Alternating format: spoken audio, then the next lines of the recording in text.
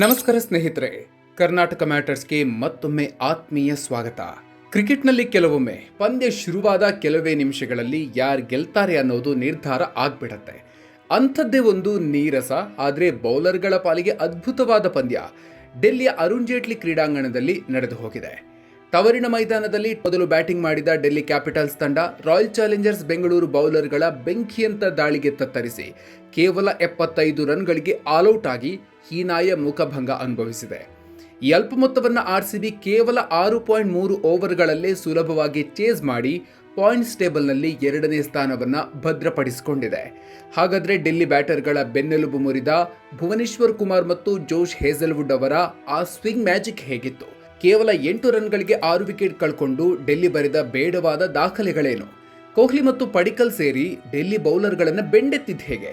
ಈ ಏಕಪಕ್ಷೀಯ ಪಂದ್ಯದ ಕಂಪ್ಲೀಟ್ ಹೈಲೈಟ್ಸ್ ಅನ್ನ ಇವತ್ತಿನ ವಿಡಿಯೋದಲ್ಲಿ ಡೀಟೇಲ್ ಆಗಿ ನೋಡೋಣ. ವಿಡಿಯೋ ಶುರು ಮಾಡೋದಕ್ಕೂ ಮೊದಲು ನೀವಿನ್ನೂ ನಮ್ಮ ಕರ್ನಾಟಕ ಮ್ಯಾಟರ್ಸ್ ಯೂಟ್ಯೂಬ್ ಚಾನಲ್ಗೆ ಸಬ್ಸ್ಕ್ರೈಬ್ ಆಗಿಲ್ಲ ಅಂದ್ರೆ ಈಗಲೇ ಸಬ್ಸ್ಕ್ರೈಬ್ ಆಗಿ, ಹಾಗೆ ಪಕ್ಕದಲ್ಲೇ ಇರೋ ಬೆಲ್ ಐಕಾನ್ ಪ್ರೆಸ್ ಮಾಡಿ. ಆರ್ಸಿಬಿ ಬೌಲರ್ಸ್ ಅಬ್ಬರ, ಪವರ್ ಪ್ಲೇನಲ್ಲೇ ಡೆಲ್ಲಿ ಉಡೀಸ್.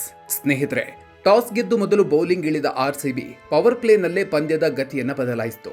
ಇನ್ನಿಂಗ್ಸ್ನ ಮೊದಲ ಓವರ್ನಲ್ಲೇ ಭುವನೇಶ್ವರ್ ಕುಮಾರ್ ಡೆಬ್ಯೂಟೆಂಟ್ ಸಾಹಿಲ್ ಪರಾಕ್ ಅವರನ್ನ ಕ್ಲೀನ್ ಬೋಲ್ಡ್ ಮಾಡಿ ಆಘಾತ ನೀಡಿದ್ರು. ಅಲ್ಲಿಂದ ಶುರುವಾಗಿದ್ದೆ ನೋಡಿ ಹೇಜಲ್ವುಡ್ ಮತ್ತು ಭುವಿ ಅವರ ಡೆಡ್ಲಿ ಕಾಂಬಿನೇಷನ್. 2ನೇ ಓವರ್ನಲ್ಲಿ ಜೋಶ್ ಹೇಜಲ್ವುಡ್ ಡೇಂಜರಸ್ ಕೆಎಲ್ ರಾಹುಲ್ ಮತ್ತು ಸಮೀರ್ ರಿಜ್ವಿಯನ್ನ ಸತತ ಎಸೆತಗಳಲ್ಲಿ ಪೆವಿಲಿಯನ್ಗೆ ಅಟ್ಟಿದ್ರು. ಇದರ ಬೆನ್ನಲ್ಲೇ ಟ್ರಿಸ್ಟನ್ ಸ್ಟಬ್ಸ್ ಮತ್ತು ಕ್ಯಾಪ್ಟನ್ ಅಕ್ಷರ್ ಪಟೇಲ್ ಕೂಡ ಭುವಿಗೆ ಬಲಿಯಾದ್ರು. ನಿತೀಶ್ ರಾಣಾ ವಿಕೆಟ್ ಅನ್ನ ಹೇಜಲ್ವುಡ್ ಕಬಳಿಸಿದ್ರು. ಇದರ ಪರಿಣಾಮ ಏನಾಯ್ತು ಅಂದ್ರೆ, ಪವರ್ ಪ್ಲೇ ಮುಗಿಯೋ ಹೊತ್ತಿಗೆ ಡೆಲ್ಲಿ ಕೇವಲ 13 ರನ್ ಗಳಿಸಿ ತನ್ನ ಪ್ರಮುಖ 6 ವಿಕೆಟ್ಗಳನ್ನು ಕಳ್ಕೊಂಡು ಅಕ್ಷರಶಃ ಮಕಾಡೆ ಮಲಗಿತ್ತು. ಇದು IPL ಇತಿಹಾಸದಲ್ಲೇ ಕಡಿಮೆ ಪವರ್ ಪ್ಲೇ ಸ್ಕೋರ್ ಆಗಿದೆ. ಈ 6 ವಿಕೆಟ್ಗಳನ್ನು ಭುವಿ ಮತ್ತು ಹೇಜಲ್ವುಡ್ ತಲಾ 3ರಂತೆ ಹಂಚಿಕೊಂಡಿದ್ದು ವಿಶೇಷವಾಗಿತ್ತು. 75 ರನ್ಗಳಿಗೆ ಡೆಲ್ಲಿ ಆಲ್ಔಟ್. ಕಮಾಲ್ ಮಾಡಿದ ಸುಯೇಶ್ ಕೃನಾಲ್. ಒಂದೆಡೆ ವಿಕೆಟ್ ಉದುರುತ್ತಾ ಇದ್ರೆ ಡೆಲ್ಲಿ ಪರ ಏಕಾಂಗಿ ಹೋರಾಟ ನಡೆಸಿದ್ದು ಡೇವಿಡ್ ಮಿಲ್ಲರ್ ಮತ್ತು ಇಂಪ್ಯಾಕ್ಟ್ ಪ್ಲೇಯರ್ ಅಭಿಷೇಕ್ ಪೋರೆಲ್ ಮಾತ್ರ. ಆದರೆ 19 ರನ್ ಗಳಿಸಿದ್ದಾಗ ಮಿಲ್ಲರ್ ಅವರನ್ನ ರಸಿಕ್ದಾರ್ ಔಟ್ ಮಾಡಿದ್ರೆ ಕೇಲಿ ಜೆಮಿಸನ್ ಅವರನ್ನ ಕೃಣಾಲ್ ಪಾಂಡ್ಯ LBW ಬಲೆಗೆ ಕೆಡವಿದ್ರು. ನಂತರ ದಾಳಿಗಿಳಿದ ಸ್ಪಿನ್ನರ್ ಸುಯೇಶ್ ಶರ್ಮಾ ಕುಲ್ದೀಪ್ ಯಾದವ್ ಅವರನ್ನ ಬೌಲ್ಡ್ ಮಾಡಿ ಮಿಂಚಿದ್ರು.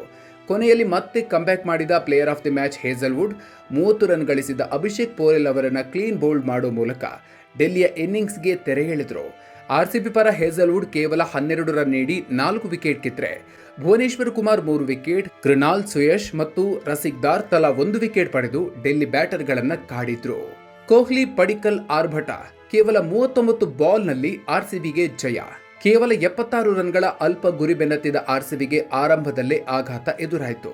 20 ರನ್ ಗಳಿಸಿ ಉತ್ತಮವಾಗಿ ಆಡ್ತಾ ಇದ್ದ ಜೇಕಬ್ ಬೆಥೆಲ್ ಜೆಮಿಸನ್ ಬೌಲಿಂಗ್ನಲ್ಲಿ ಔಟ್ ಆದ್ರು.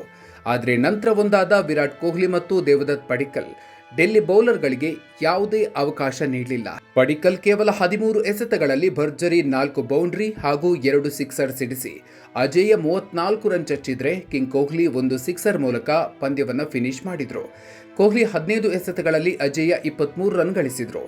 ಅಂತಿಮವಾಗಿ ಆರ್ಸಿಬಿ ಕೇವಲ 6.3 ಓವರ್ಗಳಲ್ಲಿ 1 ವಿಕೆಟ್ ನಷ್ಟಕ್ಕೆ ಗುರಿ ಮುಟ್ಟಿ 9 ವಿಕೆಟ್ಗಳ ಭರ್ಜರಿ ಜಯ ಸಾಧಿಸಿತು. ವಿಶೇಷ ಅಂದ್ರೆ 81 ಎಸೆತಗಳು ಬಾಕಿ ಇರುವಂತೆಯೇ ಗೆಲುವು ಸಾಧಿಸಿದ್ದು IPL ಇತಿಹಾಸದಲ್ಲೇ 2ನೇ ಅತಿ ದೊಡ್ಡ ಗೆಲುವಾಗಿದೆ. ಈ ಪಂದ್ಯದಲ್ಲಿ ವಿರಾಟ್ ಕೊಹ್ಲಿ IPLನಲ್ಲಿ 9,000 ರನ್ಗಳ ಮೈಲಿಗಲ್ಲನ್ನು ದಾಟಿದ ಮೊದಲ ಬ್ಯಾಟರ್ ಅನ್ನೋ ಐತಿಹಾಸಿಕ ಸಾಧನೆ ಮಾಡಿದ್ರು. ಡೆಲ್ಲಿ ವಿರುದ್ಧ ಆರ್ಸಿಬಿಗೆ ಇದು 21ನೇ ಜಯ ಆಗಿದ್ದು ಡೆಲ್ಲಿಯ ತವರಿನಲ್ಲೇ ಅತಿ ಹೆಚ್ಚು ಪಂದ್ಯ ಗೆದ್ದ ತಂಡವಾಗಿ ಆರ್ಸಿಬಿ ಹೊರಹೊಮ್ಮಿದೆ. ಸ್ನೇಹಿತರೆ, ಆರ್ಸಿಬಿ ಬೌಲರ್ಗಳ ಈ ಬೆಂಕಿಯಂತ ಬೌಲಿಂಗ್ ಪ್ರದರ್ಶನ ನಿಮಗೆ ಹೇಗನ್ನಿಸ್ತು? ಭುವಿ ಮತ್ತು ಹೇಜಲ್ವುಡ್ ಕಾಂಬಿನೇಷನ್ ಈ ಬಾರಿಯ IPLನಲ್ಲಿ ಬೆಸ್ಟ್ ಬೌಲಿಂಗ್ ಅಟ್ಯಾಕ್ ಅಂತ ನಿಮ್ಗನ್ಸುತ್ತಾ? ಹಾಗೆ 9,000 ರನ್ ಸಿಡಿಸಿದ ಕಿಂಗ್ ಕೊಹ್ಲಿಯ ಸಾಧನೆ ಬಗ್ಗೆ ನಿಮ್ಮ ಅನಿಸಿಕೆ ಏನು?